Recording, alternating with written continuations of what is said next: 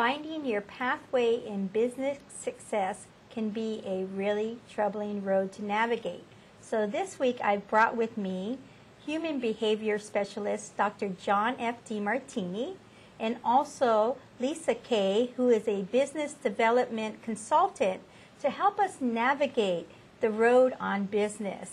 And so I really want to thank both of you for being here. Thank you for taking time out of your busy schedules. Thank you. Thank you. You know, I wanted to jump in and talk a little bit about, there's so many principles in planning and having a business. What are some of the key essential principles, John, that you would need to look at to not only have a business, but to have a successful business? Well, I think the first two principles that have to be in place is the two cornerstones of a business is identifying what the world needs, what people really have as a need in their life. You know, if you go on Google search today on the internet and go look at where people are trying to find information or what they're looking for, searching for, you find out what people are wanting. And today, if you don't find something that serves people and fills a need, you don't have a business. So the first thing is identifying something that truly is needed so you have an audience or you have a market to share your product, service, or ideas with. And sometimes we narcissistically have an idea that we want to go out and sell the world, but we don't know for sure if that world even wants that. So you have to make sure that you have something that people really, really want and fills needs first. The second component is making sure that it's something you can't wait to get up in the morning and get up and do. Because if you find something people need, but you're not inspired to do it, that's, you got half the gas pedal on and the brake. At the same time, if you have something you're inspired to do, but nobody wants, you've got a brake on. But finding something that people really need, that really is something that fulfills a value in their life, and something that fulfills you in your life, and being inspired to get up and do it. When you can't wait to get up in the morning and go and be of delivery of service to people, and people can't wait to get that service, you've got the first ingredient to making a successful business.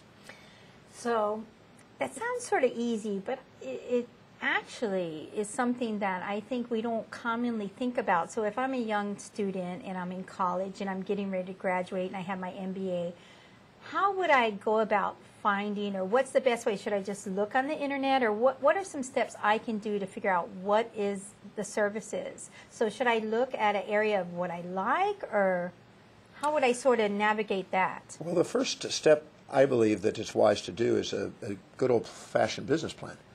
A business plan, if it's properly done, is asking these key questions. What exactly is it that we want to produce, or what service do we want to provide, and what is the market there? And those questions, in determining that, may take you to go and do market research to find out what people are actually purchasing, what are the competitors, what are they offering, what are the price ranges.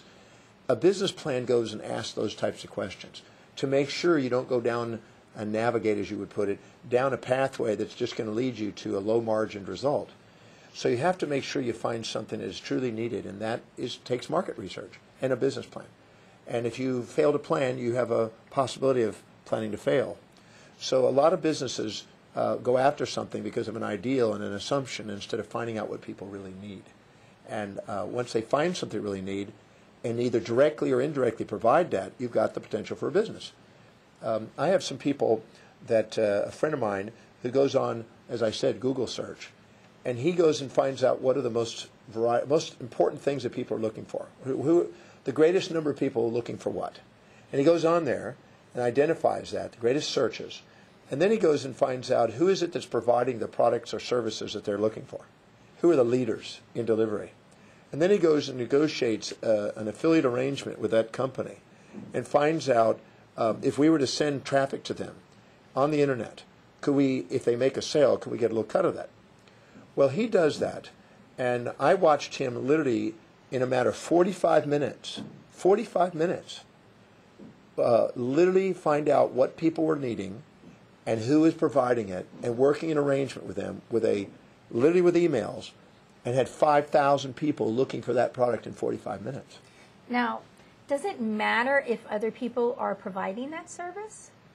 A business does not have to be, you can go out and create a business where you're the one that's providing the service directly, or you could broker and get a cut out of somebody else's providing of that service. There's all different levels of business and operations. But as long as you find the biggest spread is between the people who need the service and the person who provides the service. And if you can come in there and bring those together, you've got a business. Or if you can provide that directly, you've got a business. But the key is making the biggest spread, where the biggest void is between what people need and what people can provide. When there's a demand and there's a supply. And you got to put those two together if you want to make a successful business. So actually part of the business plan is the research to identify, would we call that your demographics? Well, the demographics is specific content of the people that are looking for it. That helps in the marketing of it. But this is just who's looking for what. What are people needing out there? And as the economy is going through its normal business cycles, there's different phases to the economy, and there's different needs during those phases. During a peak boom, you may find the high-end restaurants are booming. But in the trough of the business cycle during a recession, you may find that the low-cost restaurants are booming. You may find that the Rolls Royces are selling during the peak and the bicycles are selling at the trough. So there's always a business opportunity.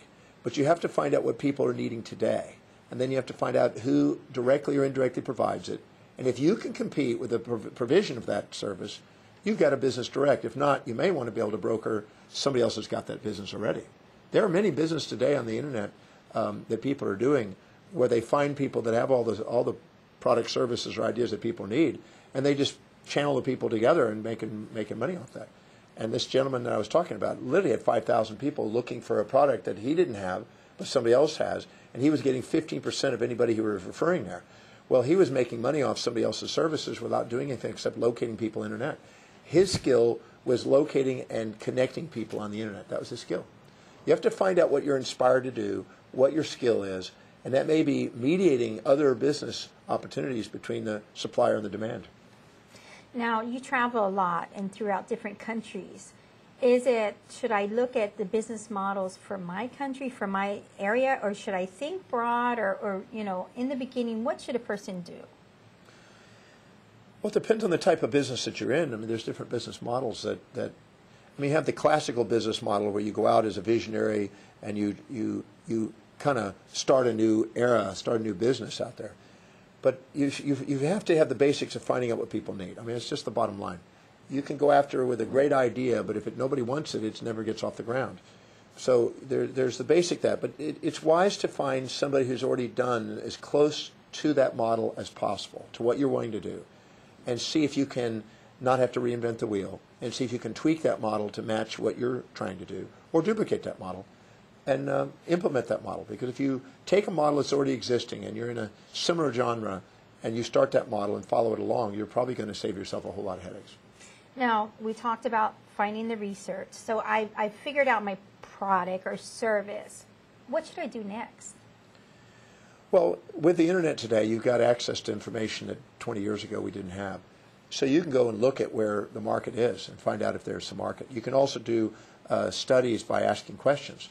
I mean, I was in an airport. I just flew in from Tokyo just this morning. As I was about to get on the plane, I was in the premier section, and I just about to get on the plane, and a guy comes up to me and says, I'm doing a market research to find out, what's the services at this airline. And I told him that I haven't been on the airline, but I'll be glad to do it afterwards, but I don't know how we're going to do it unless I mail it in.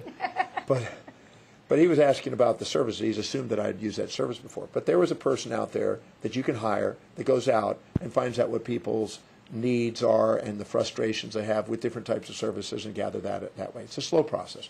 Or you can go and realize today that much of that is already available and people have already done that and there's already specialists. With Google, you can go and find out who has done market research on a particular topic and probably purchase that information directly and save yourself a lot of time.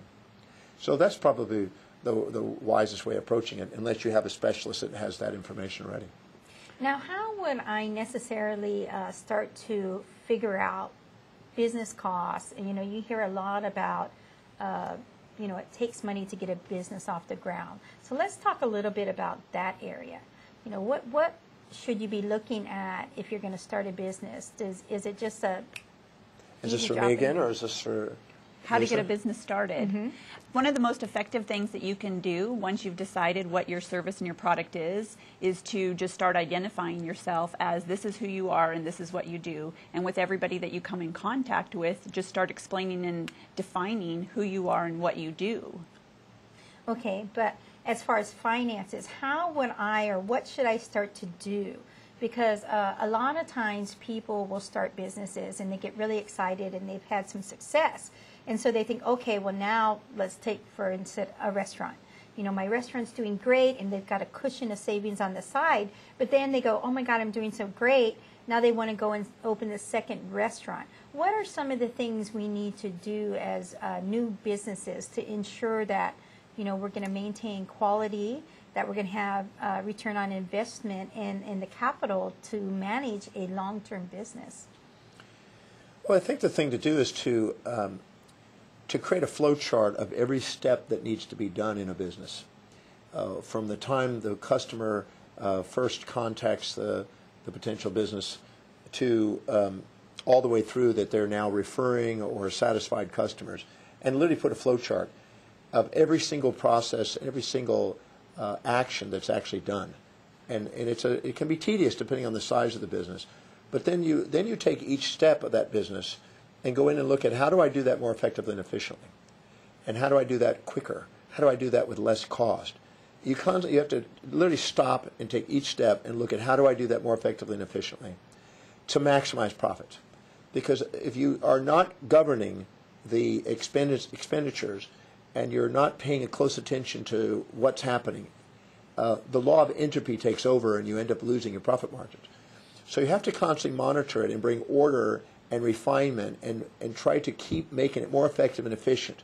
Everybody in the company needs to be asking, how do I do what I'm doing more effectively and efficiently on a daily basis? And then report those and test those and try those to constantly refine the process. Every time you do, you increase the probability of having a better profit margin. You also have to make sure that you know what the true costs are of what that business is. You can't make decisions unless you know what the true costs are. And you have to know what every step of the way, what it's costing, how can you refine that to be able to make decisions whether it's time to go and open up another one. Because if the profit margins are too slim to start another one, you're going to add more cost, less returns, and you put yourself out of business. So doing regular cost analysis is and projections. You need a cost analysis on all the decisions you're about to do. You need KPIs to find out exactly what is the details of what people are doing and to make sure you're monitoring, to make sure that they're producing. Okay, what is a acronym? What is KPI? Well, basically, performance indicators. You're looking at key performance indicators that are things that they do that you know produce profits and that produce results. So you can measure those and monitor those. If you're not, you know, there's an old proverb that's basically, that comes from an economist, that 20 or 25% of what you do gives you 75 or 80% of what your results are. You need to find out what are the key performance indicators, what are the key elements that produce the most results, and make sure you're measuring those, and make sure you're monitoring the profits of those and the performance of those. And if you do, then you have a way of monitoring and getting a result and knowing you're going to get result and future results. And then you need to know exactly what that margin is. And you can't start another company with your own capital if your margins are too slim. Now, if you feel that you've got a decent margin and you see that you can only refine this, and then you want to start another company, there's a lot of work involved in duplicating that. And I don't advise, you know, duplicating a company until you've got one that's manageable, self-sufficient, profitable, and has its own margin, and has been doing that for a period of time. I don't recommend just start duplicating something that's not duplicatable. You know, some of the other questions that I hear from people that are starting in business, they say, you know, I don't know if to have a nonprofit, a for-profit, or, you know, what kind of corporation. How should someone decide what kind of, because there's several different ways for certain services you could go. How would you make that decision? Well, that's something that you and your accountant would be probably the wisest conversation. You want to gradually develop a team of experts. You may have an accountant, a tax specialist, you may have a financial planner, you may have somebody that's involved in management, overseeing, coaching. You need a team of people that give you feedback, because if you're not getting feedback from yourself, you're probably not able to govern yourself as thoroughly. But you'll get with an accountant and you look at the options on the structures for a company and look at which one is going to give you the greatest results. And that's going to be individualized because in some cases you may want to have you'll have a high liability company. You may want to put a corporate structure in place. You may have a limited liability company, or you may have not, a sole proprietor that's just completely based on the liability factors in there. If you're in a company that doesn't have a major liability, you may not need to do it. You just take the profit margins. So it depends on what the costs are. And an accountant is the person that you usually would chat with that's going to give you the feedback on what those structures are, what are the tax consequences of it, what's the advantages, what can you write off, what can you actually, how can you pay yourself in those structures. So that's mainly an accountant or a tax specialist. That's the two together that will work on that decision, usually. How important is it to have a mentor, business mentor?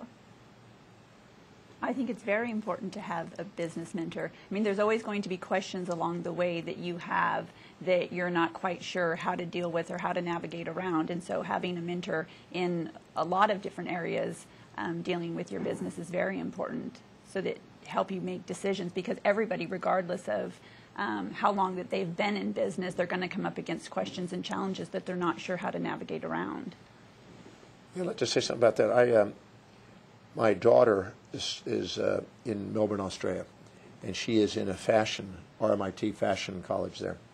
And she's already started her business, her fashion empire that she's building. And when I was in Melbourne a few months ago... This is Brescia. Brescia, my middle daughter. She's a real go-getter, and she's definitely driven and has a vision. So she's an entrepreneur, without a doubt, on her way. But we had the opportunity to have breakfast and lunch with a very successful entrepreneur in Melbourne who lives in Monaco, lives in Canada, lives in different parts of the world. He has a huge company around the world called Drake International. And his name is Bill. And Bill's absolutely a lovely guy. He's in his 80s. He's a mentor of many mentors. And so she hooked onto him. And so she's already had a couple meetings with him. And what he can guide her to do as far as her business. And he's inspired to help her with the business because he sees a big potential business there. Because she's already designing her fashion line, her fall and spring collections and things. She's doing amazing stuff. He sees the potential in her, and he's always looking for quality up-and-coming companies. But she sees years of experience. I mean, he's got 60-something years of experience in business. So when you put something like that in front of you and you have that knowledge, and he's current. He's not, even though he's been at it a while, he's not outdated. He's very current, very savvy gentleman. That can save her an enormous amount of time. In addition to myself and someone like him, and also now a designer that's in Sri Lanka, and she's also went over to Paris with designers in Italy to get her some designers. Having mentorship and not having to reinvent the wheel saves people time, money, all kinds of things. And making sure that you reflect and own the traits of these individuals, because sometimes you'll have a mentor and you can see that they can do things, but if you don't believe you can do things, then you're going to put a wall up there, a kind of a break on. But if you can identify in yourself what you see in them so you feel confident enough to go and implement some of the things that they do, this can expedite the process. So actually recognizing where you're already successful as the person that is mentoring you. Well, anytime you can have reflective awareness and see in yourself what you see in successful others, you give yourself permission to play in the field of possibility that they're playing in. And it's wiser to own those traits and see them in you. You have them, it just may not be in the exact same form. But by seeing them, that gives you the confidence to realize that, hey, if they can do it, I can do it. I already have those traits, let's go after it. But mentorship is I mean, Plato, Socrates, Plato, Aristotle, we could see down the line, the great minds have always had mentors and mentored people. And I think this is a wise thing in business. I mean, you have Warren Buffett, he's a mentor to a lot of people. Benjamin Graham was one of his. Philip Carrot was one of his mentors. You can go down through the business cycles and see, through time, you can see mentors upon mentors through almost any business success. How important is it to believe in your vision? Because a lot of times you'll get a lot of input, a lot of nayers that, you know, you get all this input that no way you can do this. How important is it to see your own vision? Well, if you haven't got a vision, you're not wise to be doing the business. You have to have something to start with. And the old proverb that's a biblical proverb that says, those with a vision flourish and those without a vision perish, I think are true. clear, concise vision and clear, concise strategies for long-term vision, and also the tactical day-to-day actions and the detail people to help implement the steps to get there are what make the successful business. Without a vision, you have no place to go. You don't know where you're even going. So without it, you have to start with a vision. So Lisa, what would be some simple strategies that I could do every day to start to be successful and wanting to launch a business? Simple strategies that you could do on a daily basis is you could get up in the morning and write a list of things that you can do to focus on what it is that you want to accomplish on your vision for the day. You know, going back to the question that you just asked about people, naysayers, I mean, being clear on your vision is like paramount. You have to be clear on it because you're constantly going to encounter people who are going to either challenge your ability to be able to do it or try to distract you and pull you off in another direction to support their vision. And so you've got to be really clear on who you are and what you're doing and what you're trying to accomplish. And so staying focused on that and also evaluating, you know, pretty much everything that you're doing on a daily basis as to how is this going to have an impact, or is this going to impact or benefit my vision in some way?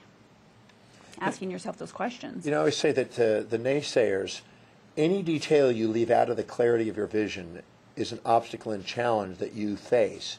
And naysayers are feedbacks from the environment to test the details that you don't have clear. So if they're doubting you, their job or your job is to take those doubts, make sure you have those details filled in on your business plan and on your vision. If you do, then they help you fill in those gaps. Because if you're certain about it, you have your pathway and you know what to do, even if they are a naysayer, it doesn't really affect you because you're clear. So what you're saying is you literally can't not do enough research and ask yourself enough questions to stay focused. How often should I update and look at my business plan? Well, I think that's an ongoing process. I think that I know when I was in my practice years ago, I had my primary objectives, my mission statement, and my primary objectives and strategies sitting in front of me. Then I had a checklist of the things that I proved day by day that worked for myself in my role. And I had that for each person working in the company. And then I had my delegations, the things that I was going to delegate to the key people. I had my to-dos, my daily to-dos that I was going to do. And I had my own stats on things and to monitor and have a metric on what I was doing. As long as I had those in front of me, I could manage what I was up to on my role. And you have to have each person have clear objectives, clear roles, monitoring and metrics for each one, so you can measure things. So they know where they're going, they know what they're measuring, and knowing how to get the result to do. And this is an ongoing thing. It's a daily thing. I don't think that you could. It's not wise to take your eyes off the target.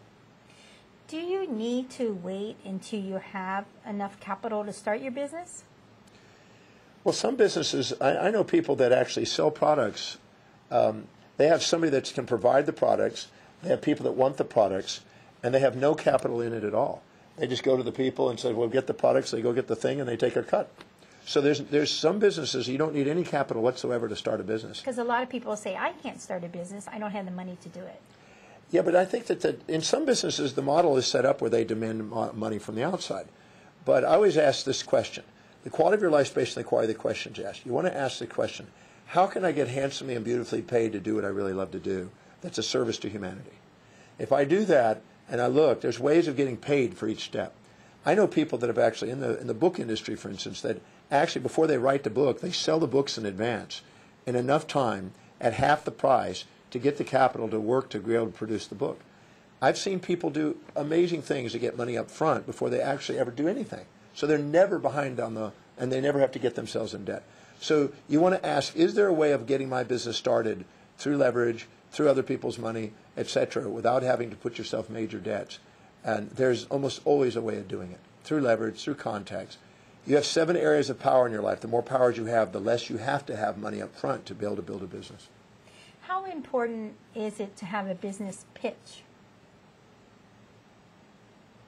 To be able to, so if I meet you in the elevator, how important is it to be able to recognize that this could be the one and only moment that I could pitch you. This kind of goes back to a little bit of what I was saying earlier, is knowing who you are and knowing what you do and having it be part of the conversation that you have with just about anybody. So the more you, and a pitch is just simply explaining who you are and what you do. And so the more that you explain to people who you are and what you do and the services that you can provide to somebody, the more customers that you'll get, and the more clear you are on being able to articulate it to somebody, the more you are clear on in your own mind as to who you are, the more you'll attract people who are needing your services as well. And so I think it's a pitch just naturally develops on its own when you're describing who you are and what you do. You know, it's funny you asked that question. I'm a believer that it's not unwise to have a 20-second commercial ready, or even quicker Even commercial. though we're not commercial here at Olelo. Well, I mean, but you know, I used to do elevator seminars. Right. And I'm known for that. And I used to go into an elevator and pack an elevator and do a pitch, a little, presentation in an elevator. And the very first time I ever did that, in the first month, I did $120,000 worth of business from an elevator. And people thought I was a little bit bizarre. But a pitch is only useful if you're in front of the people that match the business genre. In other words, if there's nobody there to do a pitch that's really a business contact, it's useless.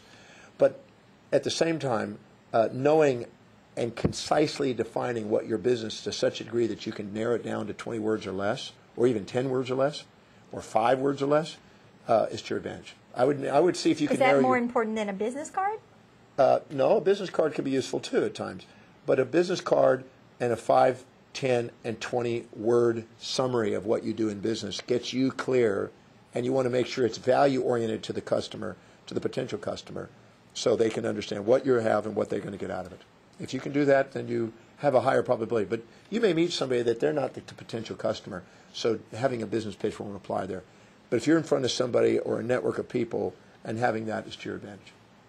Well, I really want to thank both of you for being here, and I want to really continue this discussion. So I hope you can stay do a second show. Yep. Great. Okay. Thank you. So thank you, and thank you for joining us.